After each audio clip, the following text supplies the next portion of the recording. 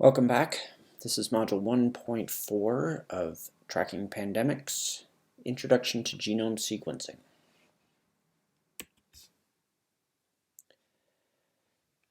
To begin, I want to reiterate this is not a genomics class, but we do need to be familiar with the basics of what genomes are and how we sequence them. In this module, we'll learn about the two most common classes of genomic data, how those data are generated, and a brief introduction to why these data are important in tracking pandemics. We'll learn much more about their role a little bit later when we look at the field of genomic epidemiology. To begin with, in genome sequencing, purified DNA from an organism is sheared into small fragments. The length of those fragments depends on the sequencing technology, which we'll discuss shortly. Those fragments are then sequenced in what's termed a massively parallel process. This leads to the generation of anywhere from a few thousand to a few billion fragments of sequence that we often call sequencing reads.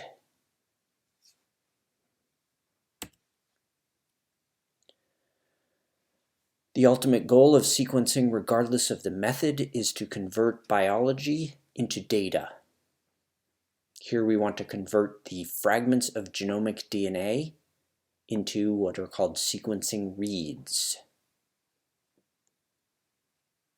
The length of the reads depends on the sequencing technology. Those fragments are sequenced in a massively parallel process, which means we sequence individual fragments all at the same time. You'll often hear this genome sequencing referred to as next-gen sequencing or whole genome shotgun sequencing. It has many terms. I will usually refer to it as next-gen.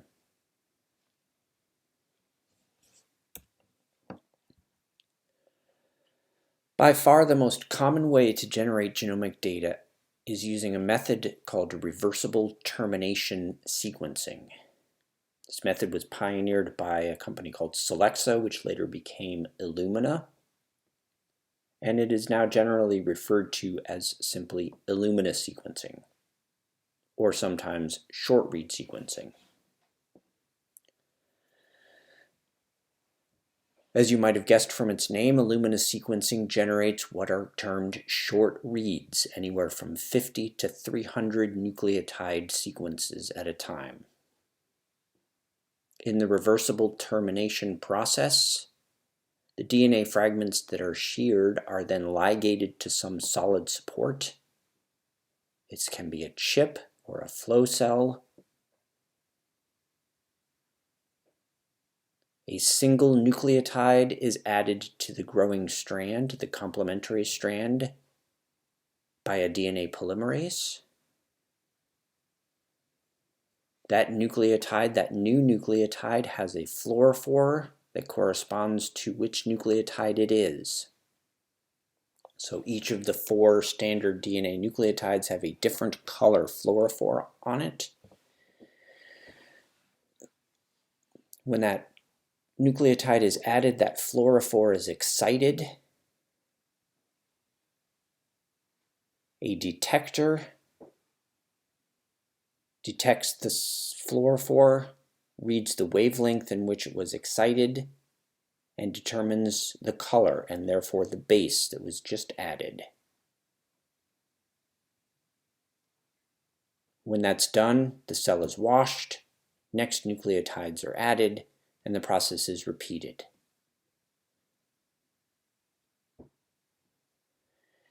In this way, you can sequence millions of fragments or billions of fragments of DNA simultaneously. The length of the reads that can be sequenced by this reversible termination process is limited by many factors, including the supply of nucleotides, the longevity of the DNA polymerase, and other factors. As a result, Illumina sequencing can sequence up to about 300 nucleotide reads, and that's currently the upper limit of what short read technology can give us.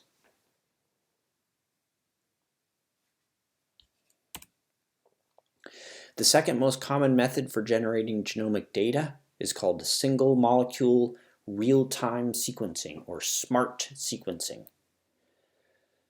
This process was pioneered by a company called PacBio and is often referred to as PacBio sequencing.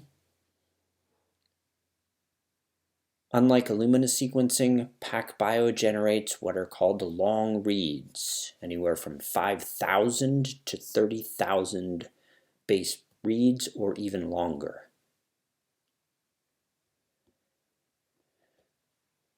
In SMART sequencing, the DNA polymerase is ligated to a solid support, what's termed a zero-mode waveguide. This is the opposite of what happens in Illumina sequencing, where the DNA fragment is ligated to the support. That polymerase, as you can see in this figure, is ligated at the bottom of one of these wells, these nanometer scale wells. Each well is large enough to hold a single polymerase.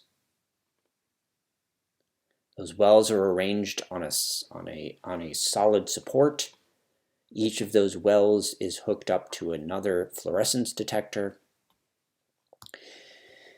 Once the polymerase are ligated to the wells, DNA fragments can be added. Here is another significant difference between PacBio and Illumina. In PacBio sequencing, we use high molecular weight DNA, or very long pieces of DNA, instead of very short fragments. Those pieces are fed into the polymerase in each well.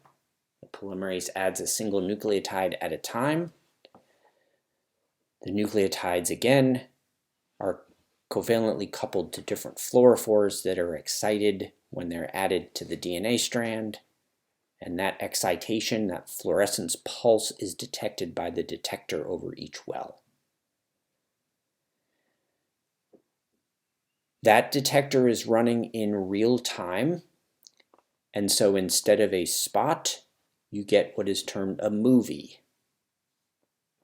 And there's an algorithm in the sequencing machine that aims to interpret that movie and determine which nucleotides are added and in which order. That determines the sequence of DNA that is sequenced in each well. Because the polymerase is ligated to the well and not the other way around, PacBio sequencing can generate extremely long reads. Because of the physical restrictions, however, PacBio sequencing does not yield as many reads. It's still quite a few, but it's not as many as Illumina.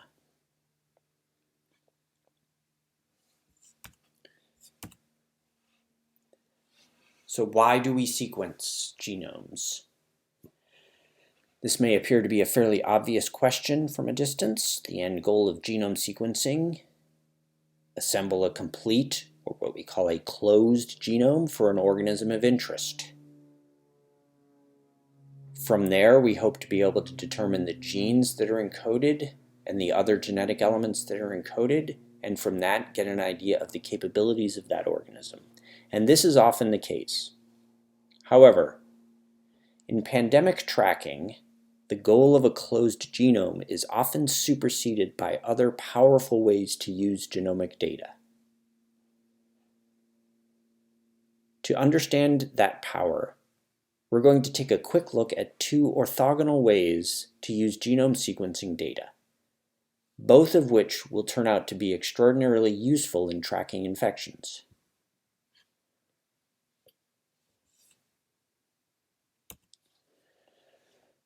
Those two ways are wrapped up in the concepts of coverage and read length. We'll start with coverage. Sequencing coverage, or sequencing depth, simply refers to how many individual reads cover or include a specific base in the genome. For example, in this figure, if you look at the site labeled L1, you will see that L1 is covered by two different reads. We would say L1 has a coverage of 2x. By contrast, the site labeled L2 on the right side of that is covered by 8 different reads. We would call that 8x.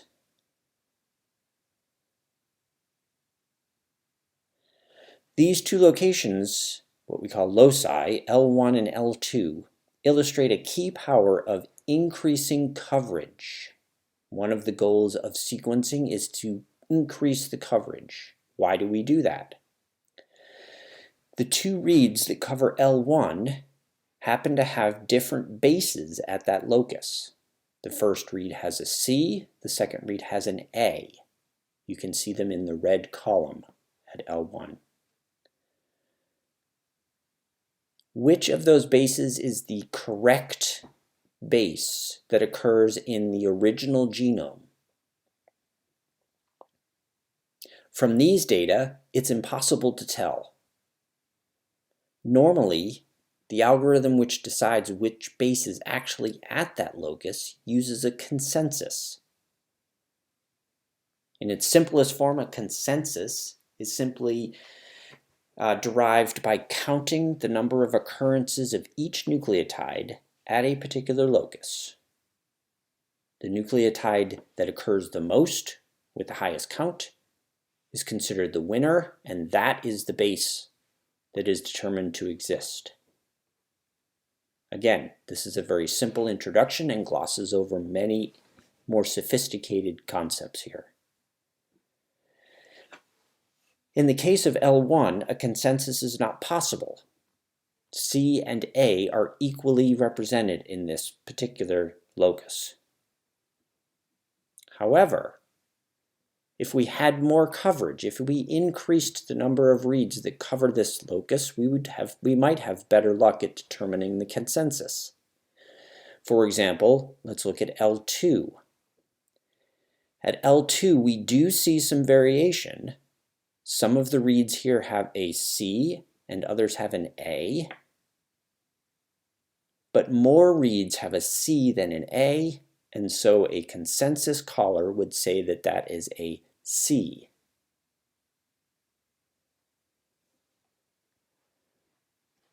But why do some reads have a C and some have an A? If they're derived from the same stretch of genome, from the same fragment of DNA, shouldn't they all have the same nucleotide here? Ideally, this is correct. However, there are two reasons that we might see variation at that locus. First is it could be an error in the sequencing. For example, either the sequencing machine interprets the fluorescence signal incorrectly, or that it is a true misincorporation by the polymerase at that particular location. This happens, it's known to happen at a particular frequency, even with polymerases in our own body or in organisms. So it could be an error, and we can apply error models to try to account for these. Error model incorporation is beyond the scope of this class. More importantly for us is a biological explanation. When we sequence something, we are actually sequencing thousands to millions of individual cells simultaneously. If we stick with our example of a pandemic pathogen or an infectious pathogen, we're actually sequencing thousands to millions of individual microbial cells simultaneously. Each of those microbial cells has its own genome. Those genomes often have slight differences from one another. As microbes reproduce, their genomes replicate. Mistakes happen during replication. Those mistakes give rise to mutations. Sequencing, as we do here, jumbles all of those mutations together. This is in fact extremely common. This is the basis for evolution, random mutation. When we shear the DNA in the first step in sequencing, no matter what our method, we end up jumbling all of those fragments from different microbial cells together. And this is one of the biological rationales for seeing variation at a particular locus.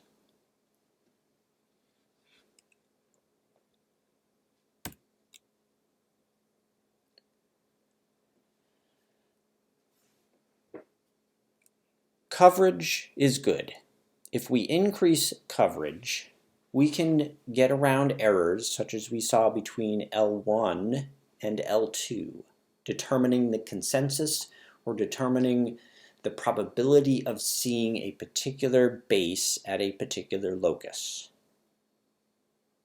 On the other hand, coverage can't solve all of our problems in sequencing. There are some regions of genomes that simply don't sequence very well, and high coverage is not possible. In addition, the shorter the read, the less unique information it contains, and the more likely that this shorter sequence will occur in multiple places in a genome. If you think about it as if it were an alphabet, we have an alphabet of 4 letters, A, C, T, and G. You can form many more words out of 4 letters if your word length is 50 to 5,000 to 30,000 letters long. You can form far fewer words, unique words, if your words are only 50 to 300 bases long or characters long. Determining which reads belong where can be very difficult for short reads and particular kinds of genomes, genomes that have long repeat regions, genomes that have a particular bias. And here, coverage will not help. It just piles more and more highly similar or even identical reads onto the problem. And there is no way to tell where those reads lie down on a genome, where they actually cover, by adding more coverage. However, we can get around these issues with long reads.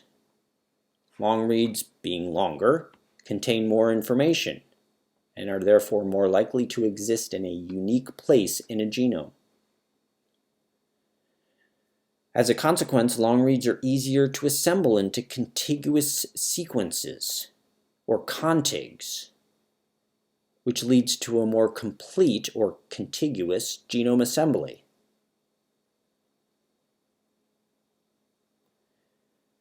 A more complete genome assembly is a crucial step for generating what's called a high-quality reference genome. This high-quality reference can then be used with high-coverage short-read data in order to map variations like the ones we see at L2.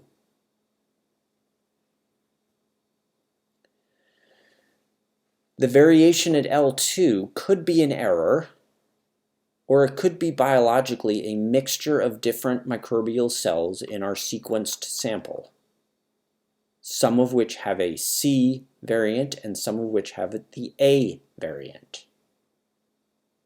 If you can imagine that locus being part of a functionally important protein, then you start to get an idea of why these variations can be very useful in tracking pandemic pathogens, in particular, the evolution of pathogens. We will learn much more about that in upcoming videos. In addition to generating a complete reference, which is often more straightforward with long read data, it is often useful to follow multiple mutations that may co-occur in a single strain or variant of a microbe. This is almost always easier with long reads, as they are much more likely to capture those mutations, those multiple mutations, on a single contiguous sequence.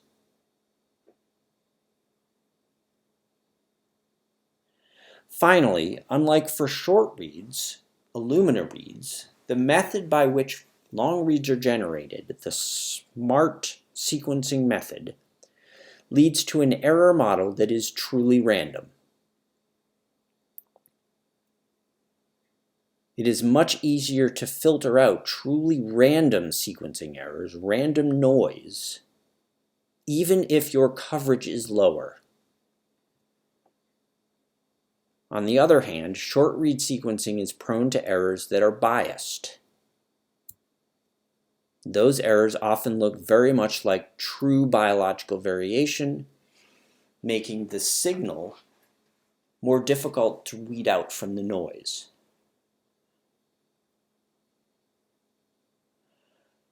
The bottom line for us is that both long and short read data will be very valuable in tracking outbreaks, and we'll learn in some detail how each of these can be applied to follow the spread and evolution of infectious diseases.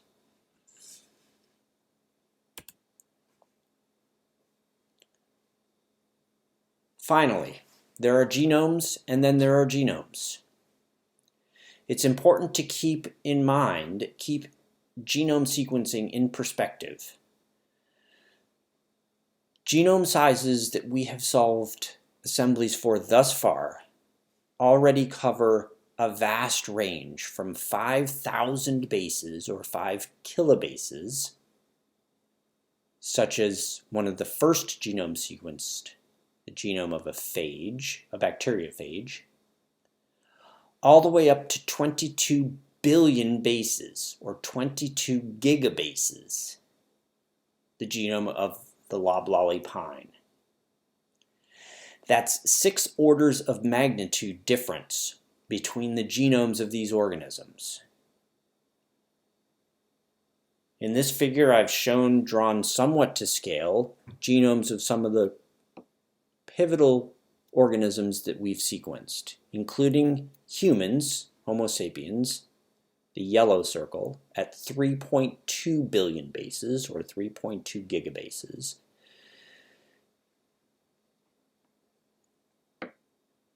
Haemophila influenzae was one of the first bacteria sequenced, the orange circle, that's 1.8 million bases, or megabases.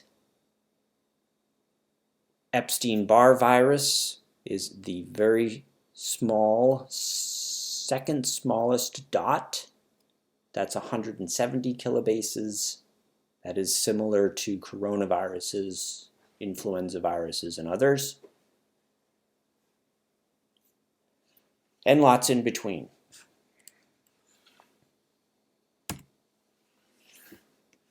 Lessons learned today. The primary one is genomics is a very useful tool for informing public health. But it's more than just building a genome, although that is certainly an important part of it. If that were the only reason, then once we had a genome for an organism, we could stop. But the genomic data that you want, the genomic data that you use, depends on the question that you're trying to answer. For example, do we want a reference genome or need a reference genome? Do we want to follow linked mutations? We may want long read data for that. Do we want to follow the distribution of individual mutations over short time periods? Short reads with high coverage may be the better tool there. And finally, every genome, every pathogen genome, every host genome is different. There is no one-size-fits-all. We will see that as we study the genomes of different infectious disease pathogens. We will also encounter this core concept, this lesson, when we talk about host response. In other words, differences between the way different humans respond to the same pathogen. At the heart of those differences are differences in the genomes between individuals. Thank you very much. We'll see you next time.